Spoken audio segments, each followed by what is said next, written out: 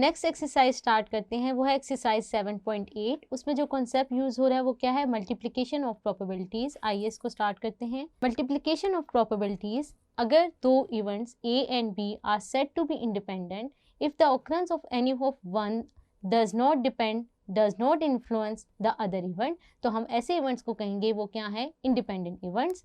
और अगर हमारे पास एक थ्योरम है, अगर दो इवेंट्स इंडिपेंडेंट हों, जैसे कि हम देख सकते हैं, if A and B are two independent events, then the probability that both of them occur is equal to the probability of the occurrence of A multiplied by the probability of the occurrence of B, जिसको हम लिख सकते हैं P of A intersection B is equal to P of A multiplied by P of B।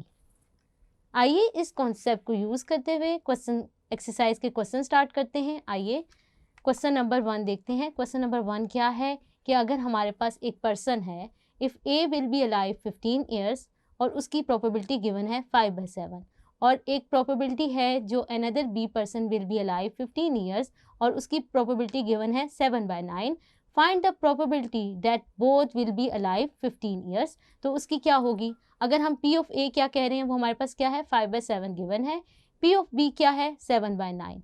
तो हमने अभी एक formula पढ़ा मल्टीप्लिकेशन ऑफ प्रोबेबिलिटीज़ का कि अगर दोनों ए और बी अलाइव रहें 15 ईयर्स तक तो उनकी प्रोबेबिलिटी क्या होगी, इन दोनों को प्रोडक्ट से आ जाएगा, यानी P of A multiply by P of B. जैसा कि आप अपनी स्क्रीन पे इसका सोल्यूशन देख सकते हैं। अगर हम ये फार्मूला अप्लाई करें और इसका आंसर निकालें तो हमारे पास क्या आ जाएगी, probability of both A and B will alive 15 years is equal to 5/9। Hope so आपको ये क्वेश्चन समझ आया होगा।